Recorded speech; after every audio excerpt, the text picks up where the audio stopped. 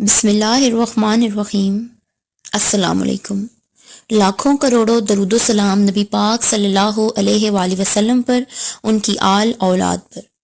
حضرت علی رضی اللہ تعالی عنہ کی محفل میں لوگ اکثر سوال کیا کرتے تھے، جو کہ مختلف موضوعات کے حوالے سے ہوا کرتے تھے۔ ایک مرتبہ حضرت علی رضی اللہ تعالی عنہ مسجد میں بہت سارے لوگوں کے ساتھ بیٹھے ہوئے تھے، جن میں حضرت سلمان فارسی رضی اللہ تعالی عنہ بھی تشریف فرما تھے۔ حضرت سلمان فارسی رضی اللہ تعالی عنہ نے حضرت علی رضی اللہ تعالی عنہ سے سوال کیا کہ کیا فوت ہونے کے بعد ماں باپ کی روح بھی گھر لوٹتی ہے؟ اس سوال کے جواب میں حضرت علی رضی اللہ تعالی عنہ نے جواب عرض کیا۔ آج کی ویڈیو میں ہم آپ کو اس کے بارے میں بتائیں گے اور یہ بھی بتائیں گے کہ ماں باپ کی روحیں کس دن گھر پر آتی ہیں۔ حضرت سلمان فارسی رضی اللہ تعالی عنہ کی سوال کے جواب میں حضرت علی رضی اللہ تعالی عنہ نے فرمایا کہ اے سلیمان، یاد رکھو، جب والدین فوت ہو جاتے ہیں تو ان کی روحیں اپنے گھر اپنے بچوں کے پاس آتی ہیں۔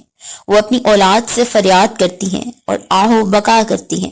وہ اپنی اولاد سے یہ سوال کرتی ہیں کہ صدقات اور نیک اعمال کے ذریعے ان پر مہربانی کریں۔ وہ ان سے اپنے لیے دعاؤں کے لیے سوال کرتی ہیں۔ تو اس پر حضرت سلمان فارسی رضی اللہ تعالی عنہ نے عرض کیا کہ اے علی رضی اللہ تعالی عنہ، ماں باپ کی روحیں کیوں واپس لوٹتی ہیں؟ تو حضرت علی رضی اللہ تعالی عنہ نے فرمایا کہ جب ماں باپ فوت ہو جاتے ہیں تو ان کا اپنا نامہ اعمال بند ہو جاتا ہے۔ مرنے کے بعد وہ اپنی اولاد اور رشتہ داروں کے محتاج ہو جاتے ہیں کہ کوئی ان پر صدقہ کرے، کوئی ان کے لیے نیک عمل کر کے ایصال ثواب کر دے، تاکہ ان کے درجات بلند ہو سکیں یا ان کی عذاب میں ان کی وجہ سے کمی ہو سکے۔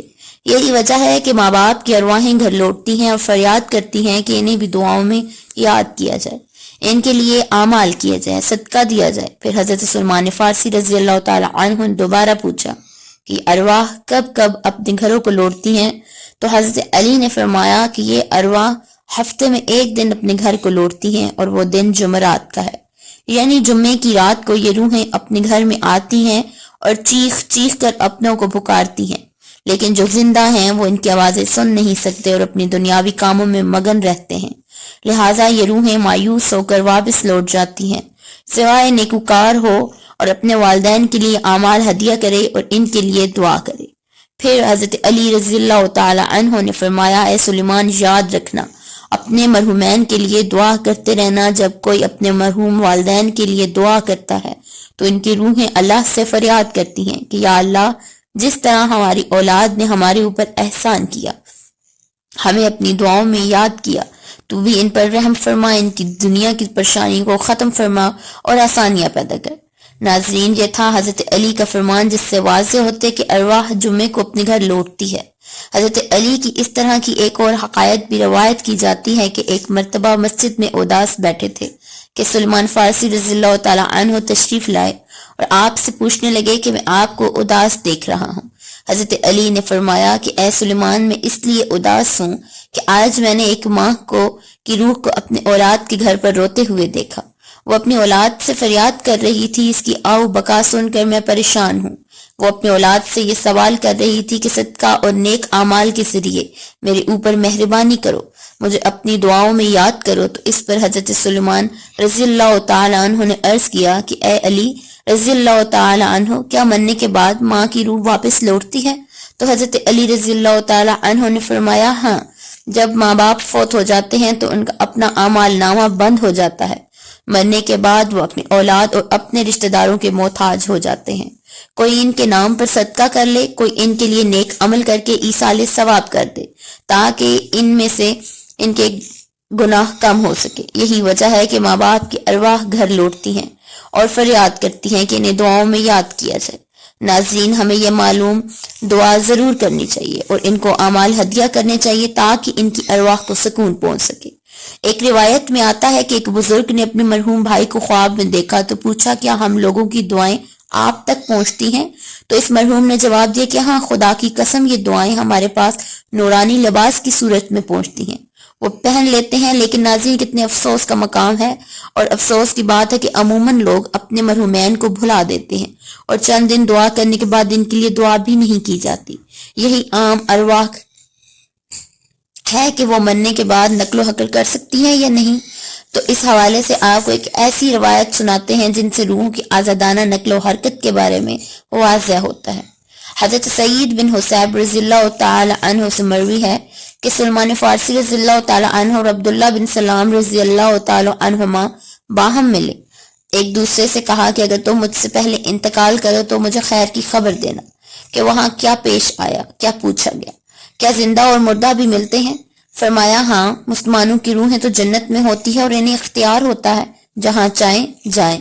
حضرت عبداللہ بن عمر رضی اللہ تعالی عنہ کا فرمان ہے کہ دنیا مومن کا قید خانہ اور کافر کی جنت، جبکہ مسلمان مرتا ہے تو اس کی راہ کھول دی جاتی ہے جہاں چاہے جائے۔ روح وہ امر ربی ہے جس کے حکم پر پروگرام کے ماتحت ہمارا وجود شروع ہوتا ہے۔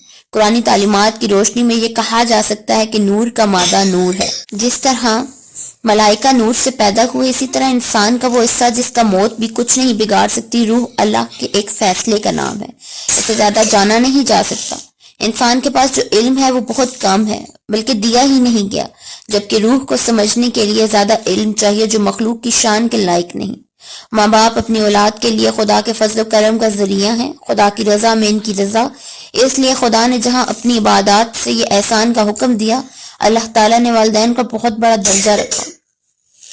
آپ صلی اللہ علیہ وسلم نے والدین کے حقوق واضح کیے، والدین کی رضا میں اللہ کی رضا، جبکہ والدین کی ناراضگی میں اللہ کی ناراضگی ہے۔ اللہ تعالیٰ نے قرآن میں حکم دیا کہ والدین کے سامنے اف تک بھی نہ کرو۔ جہاں اللہ نے والدین کے ساتھ حسن سلوک پر اجر رکھا، وہاں ان کی نافرمانی پر عذاب بھی رکھا۔ والدین میں والدہ زندگی کے اندر تعلیم ہے، اور مرنے کے بعد بھی ہمارا مذہب ہمیں یہ درس دیتا ہے کہ والدین کے لیے ایصال ثواب کرتے رہیں، ان کی کمی پیشی کو اللہ رب العزت معاف فرما کر ان کی بخشش کر دے، ان کی درجات کو آپ کی دعاؤں اور نیک اعمال کی وجہ سے بلند فرمائے۔ اللہ سے دعا ہے کہ وہ ہمیں بھی والدین کی قدر کرنے کی توفیق عطا فرمائے، اور مرنے کے بعد ان کی ایصال ثواب کے لیے دعاؤں اور نیک اعمال کا اہتمام کیا جائے۔ اپنی دعاؤں میں یاد رکھیے گا۔ اللہ نگہبان۔